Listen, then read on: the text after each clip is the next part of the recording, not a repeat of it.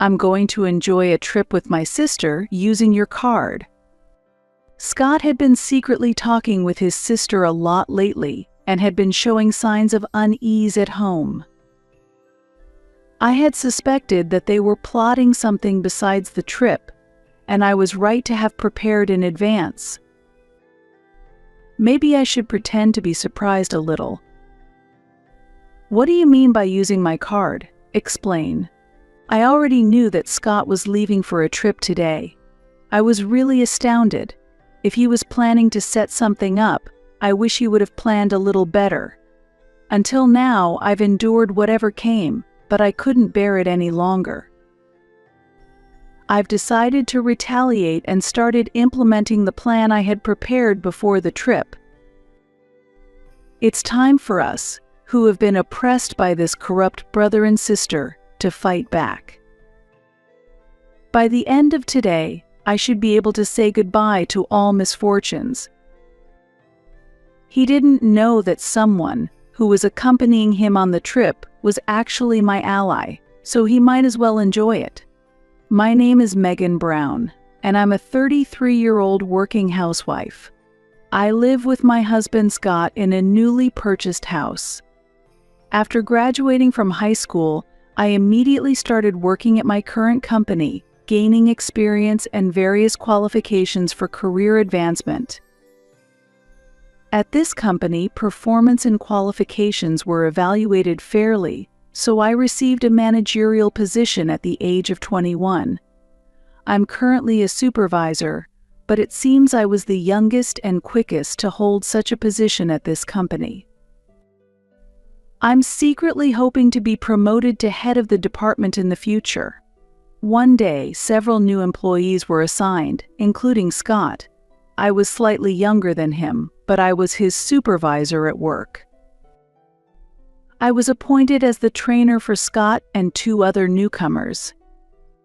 "Megan, you're about our age, right? And you're already a supervisor." "Yes, I've been working here since graduating from high school." "I think I'm probably a year younger than you." "It's amazing that you've worked hard since high school. I really respect you." Back then, he frequently complimented me. After that, Scott actively pursued me, and although I was reluctant at first, I eventually fell in love with him. We went on lovely dinners and drives, and our relationship grew like any other romance, eventually leading to us living together. Over time, Scott's sloppy habits began to show, but I figured it was because he felt comfortable around me, so I accepted it. After living together for a while, he proposed, and discussing future plans like meeting each other's parents and our wedding was a very happy time until Scott suddenly expressed his wishes after marriage. "Megan, I want you to quit your job and take care of our home. I'll work outside, and I want you to protect our home. I'm also thinking about having children soon, and I'm looking forward to our wedding and our own home. We'll have the wedding first, then buy a home. And think about children after that. What do you think?" "Scott, that sounds wonderful. I'm not worried about the order, but I am concerned about the costs. Even though we have savings, I don't plan to be a stay-at-home mom, and I intend to take maternity leave when we have a child." "That's a concern, for sure. But I don't like the idea of you earning more than me. I plan to buy a home after the wedding. What do you think?" "That might be a tough conversation. I currently earn more. But I think we can manage the wedding and home, so maybe we should think about children a bit later?" "Let's consider my job situation then." "All right, that sounds good." Although I had no intention of quitting my job, I made such suggestions to prevent Scott from complaining indefinitely. Later, we held a pre-wedding meeting with both families, but Scott's sister was absent due to her travel and would meet me for the first time on the wedding day. On the day of the wedding, Scott's sister entered the bride and groom's waiting room without knocking and looked me up and down, snorting with laughter. Scott's choice of girls is plain, isn't it? She's completely different from his usual type. Oh, I'm Hillary. Nice to meet you. I'll be your sister-in-law from now on. I don't hold back within the family. Nice to meet you, I'm Megan Brown. I look forward to getting along with you. She ignored my greeting and just waved her hand and left, leaving me standing there in shock. She would later prove to be a troublesome figure. I also exchanged greetings with her husband, who gave a decent impression. After the wedding, as Scott wished, we went to view a house. We selected a house that both agreed on and purchased it, renewing our commitment to our work and our future life together. One holiday, when our newlywed life was finally settling down, the sudden ring of the doorbell caught me off guard, and I asked Scott to answer it. He returned to the room chatting happily, and the unexpected visitor was his sister. Hello, Megan. And wow, Scott, you're doing great. You're working hard enough to buy such a lovely house. You really are my brother. Right? I'm working hard. Think of this as your family home and relax. Megan, get some snacks and food ready. My sister is here, so hurry up. His sister's visit made him act more arrogantly than usual, and I felt somewhat uncomfortable with his attitude. It seemed he was telling his sister that he had bought the house by himself. In fact, I contributed the down payment, and I was also paying the mortgage, but Scott insisted on putting the house under his name, so I let him do so. Whose name it was under didn't matter much to me, but explaining that to his sister was a bit irritating. However, I thought it was childish to point it out right then, so I let it go to save Scott's face. Here are some snacks. Scott really does work hard. Megan, you sound so bossy. Are you his boss or something? Yes, I am Scott's boss. Right, didn't I mention it? When I joined, Megan was already a supervisor because she had been working there since high school.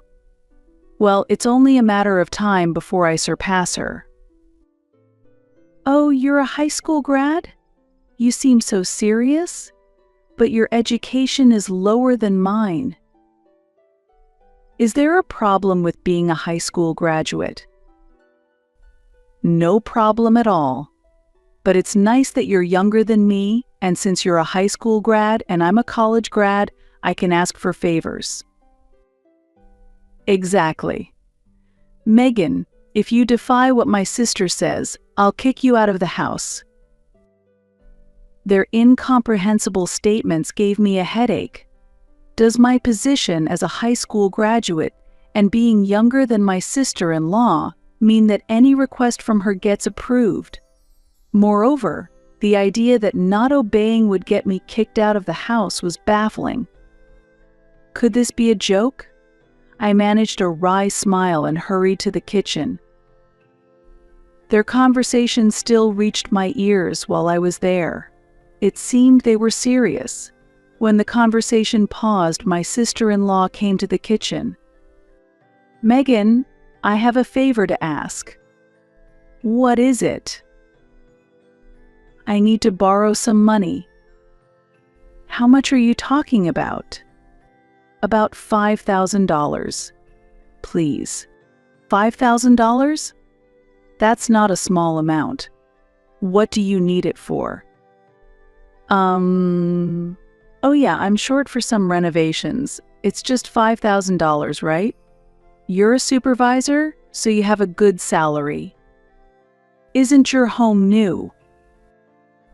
Did I say that? Whatever. Just give it to me. Scott told me to ask you because he said you'd lend it to me. What? How dare you?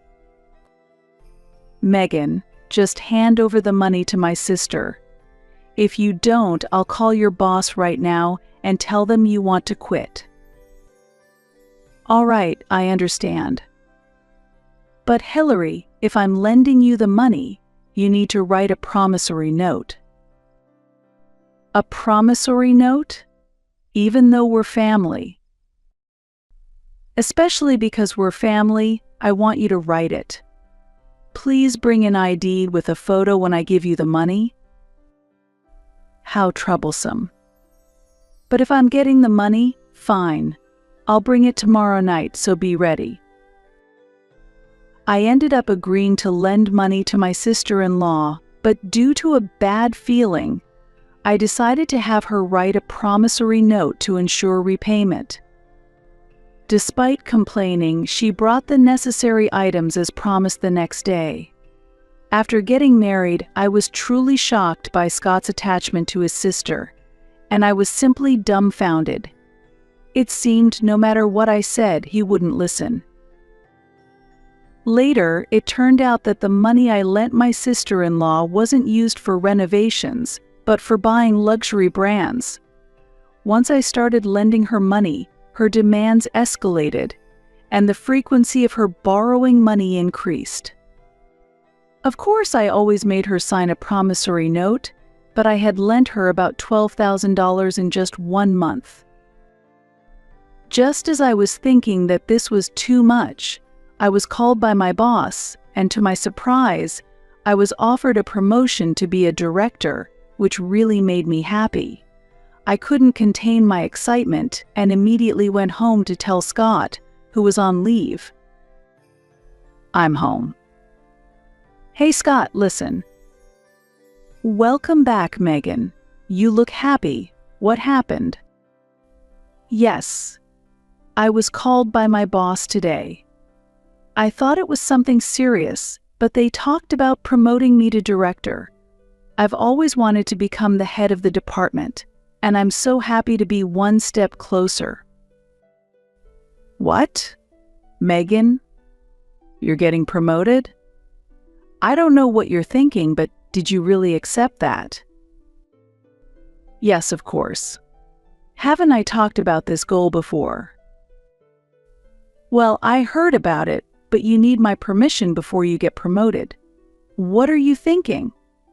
I told you I wanted you to be a housewife. And why is it that I'm still a regular employee and only you are getting promoted? That's not right." "Why you can't get promoted, I don't know. But I've always said I'm not quitting my job." After this exchange, Scott immediately made a phone call. I thought he was calling his sister, and sure enough, a few minutes later, she arrived at our house. "What have you done?" "You stole Scott's promotion." "No, I haven't taken anything. Our company promotes based on ability." "Are you saying Scott lacks ability? How dare you act so high and mighty as a daughter-in-law?" "This is impossible. She's so irritating. Let's go eat steak with Megan's money to calm down." The two of them started rummaging through my wallet, and despite my desperate resistance, they overpowered me and took my bank card.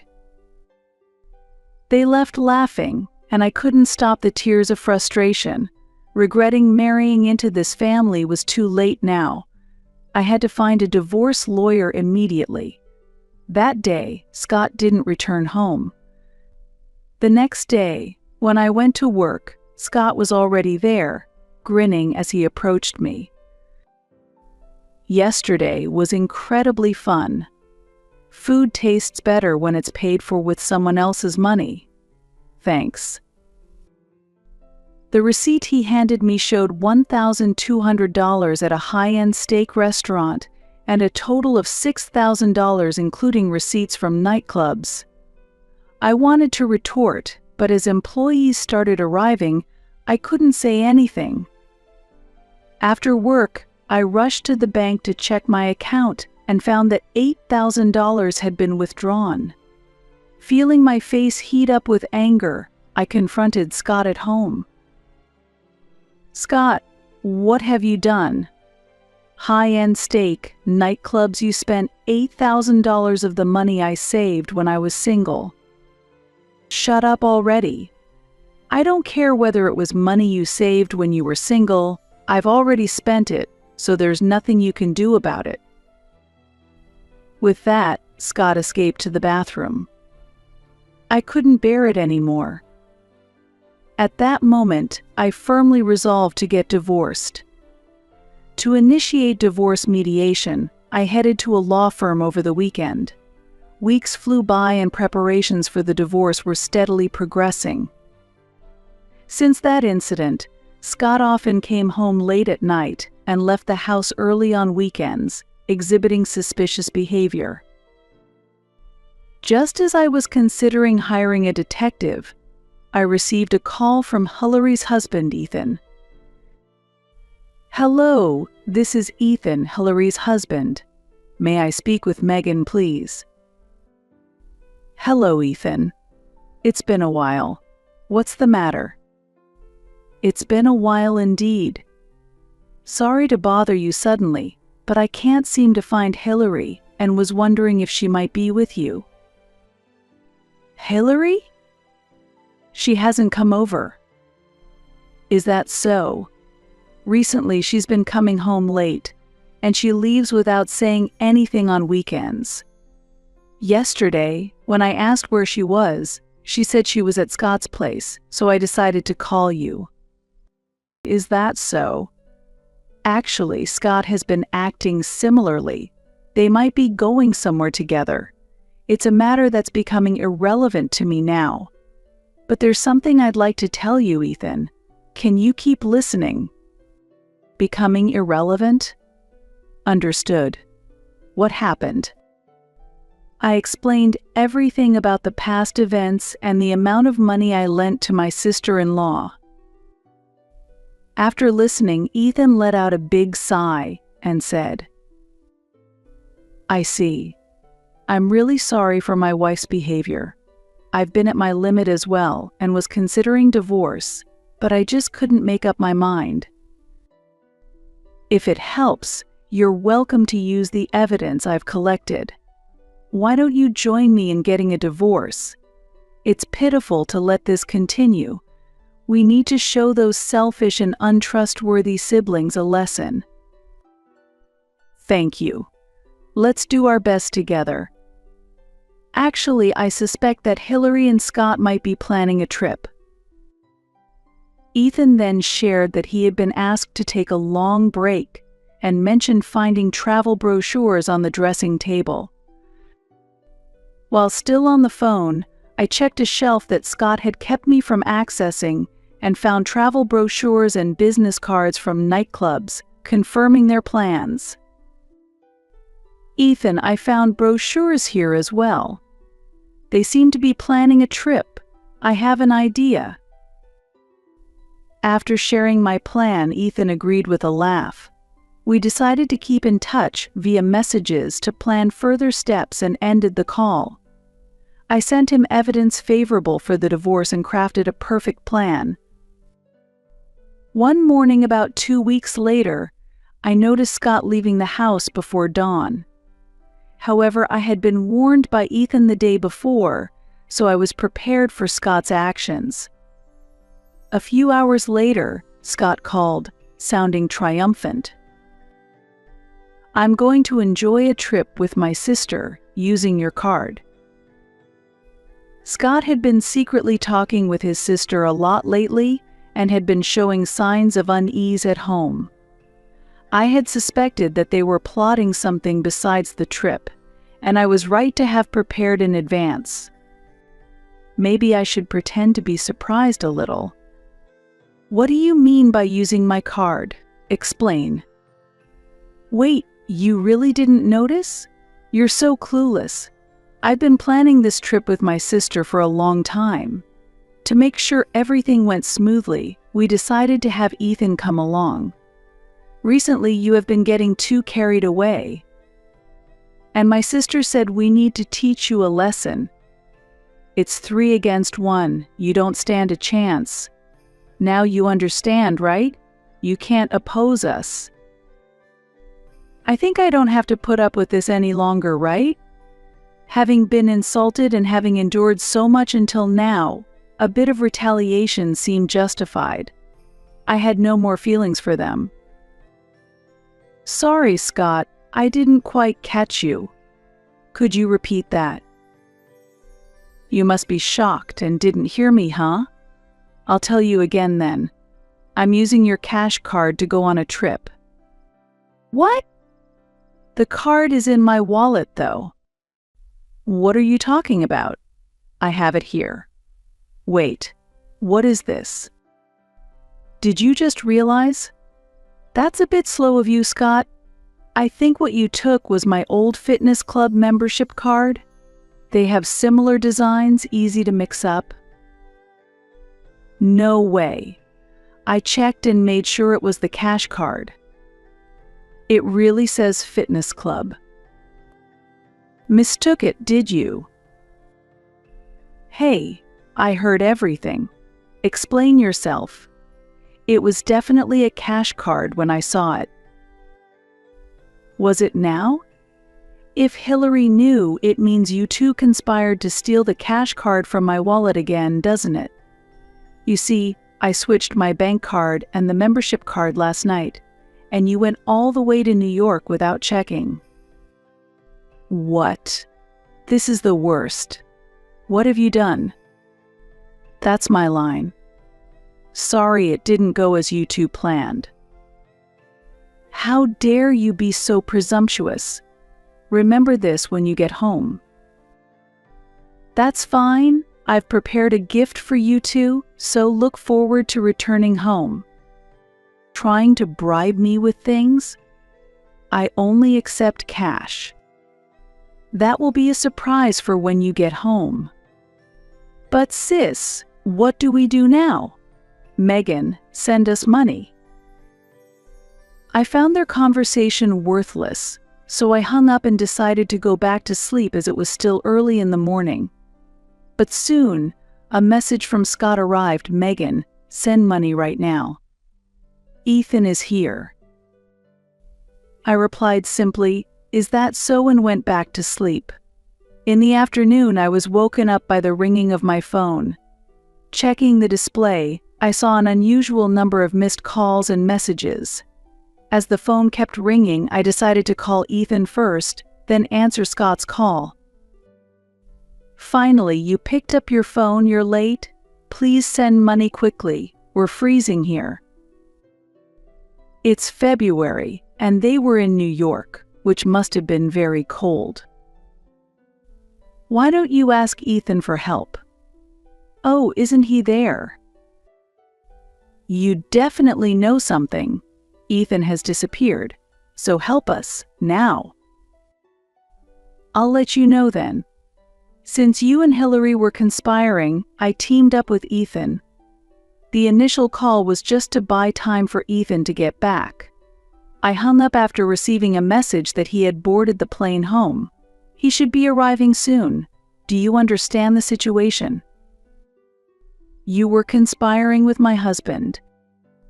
No, we were cooperating to take revenge on you too, so now you'll have to manage on your own. Goodbye. With that, I ended the call. Ethan would be arriving soon. To discuss future actions, I contacted a lawyer to come over. We conducted the final meeting for the divorce before Scott and Hillary returned home. The reason why I gathered Ethan and the lawyer was because I anticipated that Scott and his sister would definitely come to confront us.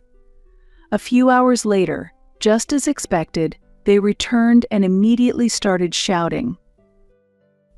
Hey, Megan, you've really done it now. Prepare yourself because I'm going to kick you out of this house. Ethan, why did you come back alone?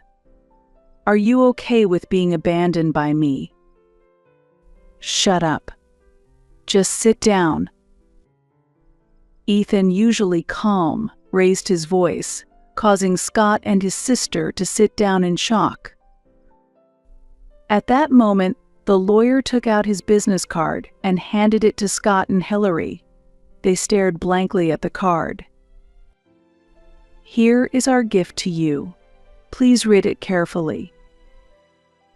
Ethan and I handed them a stack of documents.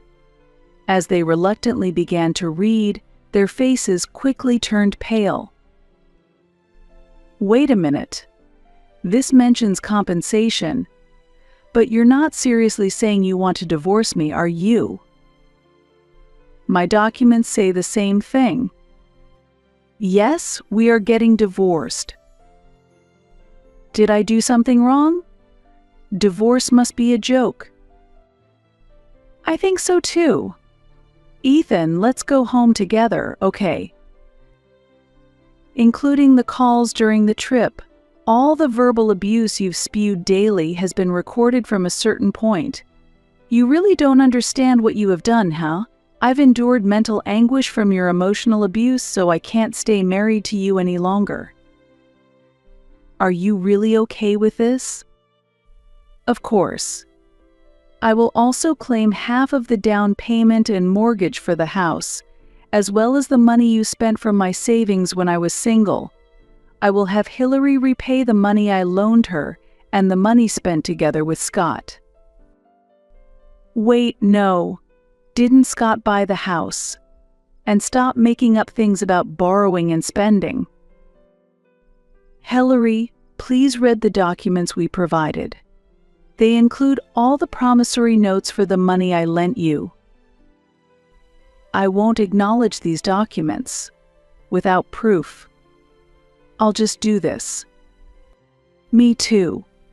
Give me that voice recorder. Scott forcibly took the recorder from me and crushed it, and his sister tore up the documents and threw them away. Then they glared at us with a triumphant expression. Scott, do you really think destroying that will erase the data on the computer? The same goes for you, Hillary. No matter how much you tear up those documents, they're not the originals, so you're just wasting your energy. What? Really, such shallow thinking. I will also claim the savings you misused from you, Hillary. By the way, say hello to your favorite guy from the nightclub from me. Perhaps realizing their defeat, the two started wailing like children. The claims against Scott included $5,000 in compensation, $100,000 for half of the house down payment, and another $10,000 for additional expenses, totaling $115,000. Additionally, he would need to pay $2,000 for ongoing mortgage repayments. My claim against Hillary included $8,000 for misused funds and $23,000 for the promissory notes, totaling $31,000.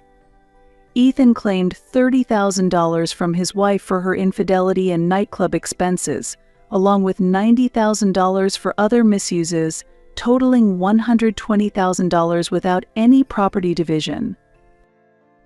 Both lacked basic understanding and might have thought about rushing to court.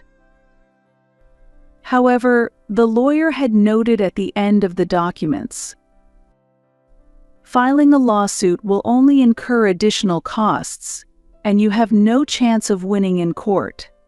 It would be wise to focus on repayment, thus concluding the discussion. Afterwards, I packed up all my belongings and left the house. Scott's actions somehow became known at his company, and having lost his credibility, he was transferred to another branch. Only a few weeks had passed when Scott contacted me again. Megan, I really want to see you. I never thought I'd feel so lonely without you. Is there a chance we could start over? You can keep working as much as you like. Sorry, but no. Goodbye. Megan. It's Hillary. I also think you should start over with my brother. Maybe there was some misunderstanding between us, and I'm sure we can do better next time. Let's live together this time. Hillary, I firmly refuse. Sorry, but I hope I never have to see you again. They pleaded, but I ignored all of it, blocking their contacts and setting up call rejections. Ethan received similar messages, but he responded in the same way. Later, when I passed by the old house in a taxi, it had already been put up for sale. Since I had demanded the repayments in a lump sum, I completely cut off contact with them, leaving their current situation unknown to me. I myself bought a new apartment after moving out. With the stress gone, my work went well, and I recently received a notification from my boss about my promotion to head of the department. Ethan and I often went out to eat, and despite the age difference, his calm demeanor and gentle nature always brought a smile to my face. Our thoughts were similar, and I felt I had a good connection with him.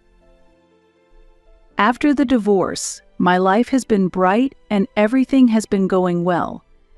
Every day I am truly glad I decided to divorce. Well, what happened next between Ethan and me will remain a story for another time.